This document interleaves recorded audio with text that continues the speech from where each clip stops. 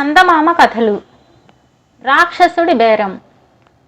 సీతాపురం అనే గ్రామంలో వీరయ్య అనే పేదవాడు ఉన్నాడు. వాడికి భార్య, 3 కొడుకులు, 2 కూతుళ్ళు ఉన్నారు. పెద్ద కొడుకు సోమయ్య తప్ప మిగతా అందరూ కష్టపడి పనిచేసి ఎంతో కొంత డబ్బు సంపాదిస్తారు. అయినా వాళ్ళకు పూట గడవటం కష్టంగా ఉంటున్నది. సోమయ్య పరమ సోమరి. వాడు ఏ పని చేయడు సరికదా 3 మనుషుల తిండి ఒక్కడే తింటాడు. మనిషి బాగా కొవ్వు పట్టి లావెక్కాడు. ఎక్కువగా నిద్రపోతూ ఉంటాడు. ఒంట్లో ఏమాత్రం నలత చేసినా పెద్ద గోల ప్రారంభిస్తాడు. వైద్యుల్ని పిలవడం తప్పనిసరి. ఇంట్లో వాళ్ళు సంపాదించేది చాలా వరకు వాడి తిండికి, మందులకు ఖర్చు అయ్యేది. ఒక రోజున చంద్రనాథుడనే పట్నవాసపు మనిషి సీతాపురం వచ్చాడు. ఆయనకు వీరయ్యతో దూరపు చుట్టరికం ఉన్నది. వీరయ్య పరిస్థితి చూసి ఆయన, ఇక్కడ ఎన్నాళ్ళిలా రెక్కల ముక్కలు చేసుకుంటావు? ఇదే పనికి పట్నంలో బోలెడు డబ్బు సంపాదించవచ్చు, సుఖంగా బ్రతకవచ్చు అని చెప్పాడు. ఈ మాటలు ఆసరా చేసుకుని 2 రోజుల తర్వాత వీరయ్య కుటుంబం పట్టణానికి ప్రయాణమైంది. కొంత దూరం వెళ్ళాక అడవి దారి వచ్చింది. అడవిలో కొంత దూరం నడిచేసరికి చీకటి పడింది. వాళ్ళు ఒక పెద్ద చెట్టు కింద బస చేసి తమ వెంట తెచ్చుకున్న ఆహారం తిందామని మూటలు విప్పారు. సోమయ్యకు నడక అలవాటు లేదు కదా, వాడు బాగా అలసిపోయాడు. ఆకలి దహించి వేస్తున్నది. వీరయ్య ఇలా మూటలు విప్పగానే వాడు ఆవురావురుమంటూ మొత్తం అందరి తిండి తినేసి పడుకొని గుర్రు పెట్టి నిద్రపోసాగాడు. వీరయ్యకు పెద్ద కొడుకు మీద చాలా కోపం వచ్చింది. 4 తన్నాలనుకున్నాడు. భార్య వారించింది. వాడిని అడవిలో వదిలేసిపోదామంటే తమ్ముళ్ళు, చెల్లెళ్ళు అందుకు ఒప్పుకోలేదు. ఇప్పుడు మన ఆకలి తీరేదెలా? ఈ చుట్టుపక్కల పళ్ళ చెట్లేవి ఉన్నట్టు లేదు. నీళ్లు తాగి కడుపు నింపుకుందామన్నా కొలను వెతకడానికి చీకటి. ఏం చేయాలో పాలుపోవడం లేదు అన్నాడు వీరయ్య దిగులుగా. నువ్వు తిండి గురించి ఆలోచిస్తున్నావు, నేను క్రూర మృగాల గురించి భయపడుతున్నాను. రాత్రికి మనం ఇక్కడ ఉండటం క్షేమం కాదు అన్నది వీరయ్య భార్య. క్రూర మృగాల పేరు వినగానే పిల్లలందరూ భయపడ్డారు. ఎలాగో అలా రాత్రంతా ప్రయాణం చేసైనా సరే ఆ అడవి నుంచి బయటపడాలని అందరూ నిర్ణయించుకున్నారు. అయితే ఎంత ప్రయత్నించినా సోమయ్యకు నిద్ర లేపడం ఒక్కరి వల్ల కాలేదు. సోమరి వెధవ, వీడినిక్కడే వదిలి మనమంతా వెళ్ళిపోదాం అన్నాడు వీరయ్య చివరకు విసిగిపోయి. కానీ కొడుకును ఒంటరిగా విడిచిపెట్టడానికి తల్లి ఒప్పుకోలేదు. తమ్ముళ్ళు, చెల్లెళ్ళు కూడా ఒప్పుకోలేదు. ఈ విషయమై వాళ్ళు గొడవ పడుతుండగా చెట్టు కొమ్మల్లోంచి ఒక మూట కింద పడింది. బరువుగా ఉన్న ఆ మూటను విప్పి చూస్తే అందులో వేల సంఖ్యలో వరహాలు ఉన్నాయి.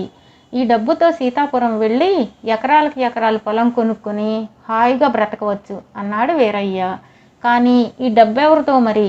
చెట్టు మీద ఎవరైనా ఉన్నారేమో అని వీరయ్య భార్య ఇంకా ఏదో చెప్పబోతూ ఉండగా చెట్టు కొమ్మల్లోంచి ఒక మనిషి ధబీమంటూ కిందకు దూకాడు. వాడు కారు నలుపులో దృఢంగా ఉన్నాడు. ఈ డబ్బు నాది, కానీ నే పెట్టే నియమానికి ఒప్పుకుంటే ఈ డబ్బును మీకు ఇచ్చేస్తాను అన్నాడా నల్లటి మనిషి. సరే, అదేమిటో చెప్పు అని అడిగాడు వీరయ్య. ఇక్కడున్న వాళ్లలో ఒకరిని నాకు అప్పగించాలి అన్నాడా నల్లటి మనిషి. ఎవరు కావాలో అడుగు అన్నాడు వీరయ్య.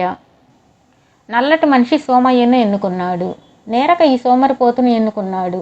ఇది మా కుటుంబానికి చాలా మంచిదిలే అని వీరయ్య మనసులో అనుకుని వెంటనే ఒప్పుకున్నాడు. అతడి భార్య మాత్రం కంగారు పడి, అలా వెంటనే ఒప్పేసుకున్నావేమిటి? ఈ మనిషి ఎవరో, మన అబ్బాయిని ఏం చేసుకుంటాడో అడిగి తెలుసుకోవద్దు అన్నది. దీనికి నల్లటి మనిషి కటువుగా, నాతో ఇన్ని మాటలుండవు, బేరం కుదిరిపోయింది. మీరు ఆ డబ్బు తీసుకుని వెంటనే ఇక్కడి నుంచి వెళ్ళిపోండి అన్నాడు. అది సరేలేవయ్యా, ఇంతకు నువ్వు మా సోమయ్యని ఏం చేసుకుంటావో చెప్పు, అలాగే వెళ్ళిపోతాం అన్నాడు వీరయ్య వేళాకోళంగా. చెబితే బాధపడతారు, మీరు తెలుసుకోకపోవడమే మంచిది అన్నాడు నల్లటి మనిషి. కానీ వీరయ్య చెప్పాలంటూ పట్టుబట్టడంతో నల్లటి మనిషి, మీరు భయపడతారని అసలు రూపంలో రాలేదు. నేను ఒక రాక్షసుణ్ణి, మనుషులే నా ఆహారం. అయితే నీతి నియమాలు పాటించేవాడిని కాబట్టి నా ఆహారాన్ని నేను కొనుక్కొని హాయిగా తింటాను అన్నాడు. ఇది విని వీరయ్య భార్య పెద్ద పెట్టున రోధించింది. వీరయ్య రాక్షసుడికి డబ్బు తిరిగిచ్చేస్తా అన్నాడు. రాక్షసుడు అందుకు ఒప్పుకోలేదు. అప్పుడు ఆ కుటుంబం వాళ్ళందరూ ఒకరి తర్వాత ఒకరుగా, నన్ను తీసుకుని సోమయ్యను వదిలిపెట్టు అన్నారు. రాక్షసుడు తలడ్డంగా ఊపి, మీరంతా బక్కచిక్కి ఉన్నారు. మిమ్మల్ని తింటే నా కూరల పొదును పాడవడం తప్ప నా ఆకలి తీరదు. ఈ కుర్రాడు కొవ్వు పట్టి మహా పసందుగా ఉన్నాడు, నాకు వీడే కావాలి అన్నాడు. ఆ వెంటనే వీరయ్య కుటుంబం అంతా ఒకే గోలగా ఏడవడం ప్రారంభించారు. రాక్షసుడు నవ్వుతూ, ఏడవండి, మరింత పెద్దగా ఏడవండి, మీ ఏడుపులకు వీడు నిద్ర లేవాలి, నేను నిద్రపోతున్న వారిని తినను, అది నా నియమం అన్నాడు. అంతే, వీరయ్య కుటుంబం వారు ఏడుపులు మానేశారు. రాక్షసుడు సోమయ్య వంక చూస్తే వాడింకా ఒళ్ళెరక్కుండా గుర్రు పెట్టి నిద్రపోతూనే ఉన్నాడు. వీడి వాటం చూస్తే తెల్లారేదాకా నిద్ర లేచేలా లేడు. చీకటి తెరలు తొలగేలోగా భోజనం ముగించాలన్నది నా నియమం అంటూ రాక్షసుడు తీవ్రమైన ఆలోచనలో పడ్డాడు. బారెడు పొద్దెక్కితే గాని సోమయ్య నిద్ర లేవుడు, అది వాడి అలవాటు. అందుకని వాడి ప్రాణాలు దక్కినట్టే అని వీరయ్య కుటుంబం సంతోషించింది.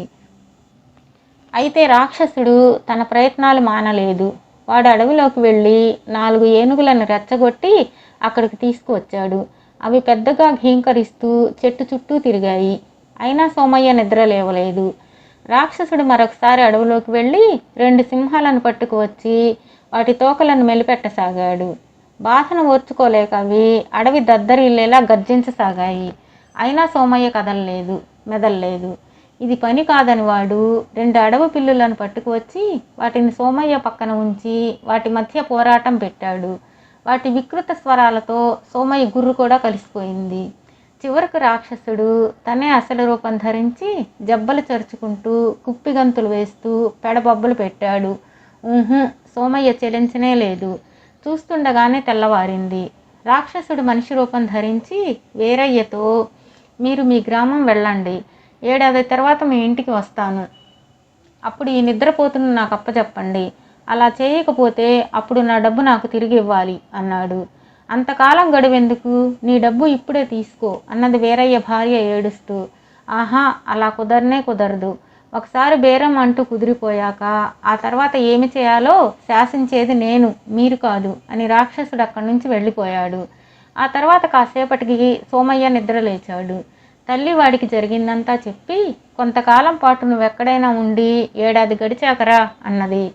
సోమయ్య ఆశ్చర్యపోతూ, అమ్మా, ఏ డబ్బు లేనప్పుడు నన్ను దగ్గరుండి బాగా చూసుకొని ఇప్పుడు డబ్బు వచ్చాక ఎక్కడికైనా పొమ్మంటావేం అని అడిగాడు.